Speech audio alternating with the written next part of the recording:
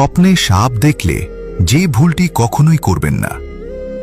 আমরা অনেকেই স্বপ্নে সাপ দেখে থাকি।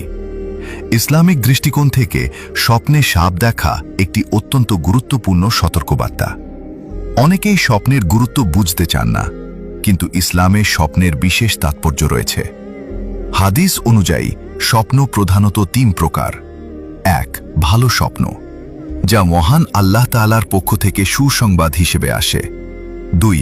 খারাপ বা ভীতিজনক স্বপ্ন, যা শয়তানের পক্ষ থেকে আসে মানুষকে আতঙ্কিত করার জন্য।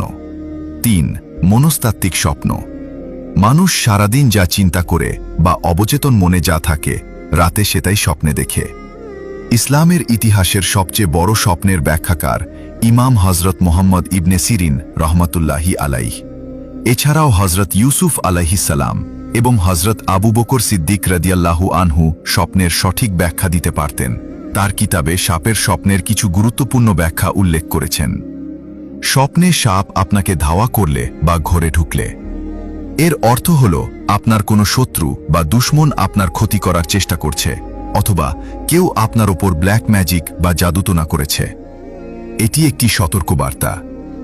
স্বপ্নে সাপকে মেরে 2 টুকরো করে ফেললে এর অর্থ হল আপনি শত্রুর ওপর বিজয় লাভ করবেন। আল্লাহ তাআলা আপনাকে শত্রুর ক্ষতি থেকে রক্ষা করবেন এবং জয়ী করবেন। সবচেয়ে বড় ভুল, যা কখনোই করবেন না। যদি আপনি সাপের কোনো ভীতিজনক স্বপ্ন দেখেন, যেমন কালো সাপ তাড়া করছে বা ঘরে ঢুকছে, তবে কখনোই এই স্বপ্নের কথা সাধারণ মানুষের কাছে বলে বেড়াবেন না।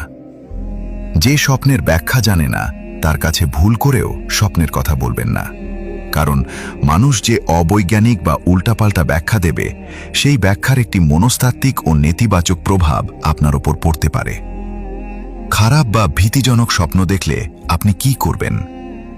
সাপের মতো কোনো ভয়ঙ্কর স্বপ্ন দেখে যদি আপনার ঘুম ভেঙে যায়, তবে সাথে সাথে এই আমলগুলো করবেন। তার আগে ছোট্ট একটি কথা, ভিডিওটি অনেক গুরুত্বপূর্ণ, তাই দেখা হলে কমেন্টে আমিন লিখে শেয়ার করে অন্যদের শেখার সুযোগ করে দিবেন ইনশাআল্লাহ। এর বিনিময়ে আপনিও অসংখ্য নেকির অংশীদার হবেন। 1. বাম দিকে থুতু ফেলা। ঘুম থেকে উঠে বাম দিকে মুখ ফিরিয়ে 3 বার হালকা করে থুতু, আবছা থুতু শুধু বাতাস নয়, যেন সামান্য পানি বের হয়, নিক্ষেপ করবেন। 2. ইস্তিগফার ও আশ্রয় প্রার্থনা। এটি শয়তানের পক্ষ থেকে আসে, তাই সাথে সাথে পড়ুন আউযু বিল্লাহি মিনাশ শাইতানির রাজিম। এরপর এই দোয়াগুলো পড়বেন। 1. আউযু বিকালিমাতিল্লাহি তাম্মাতি মিন শাররি মা খালাক। 2.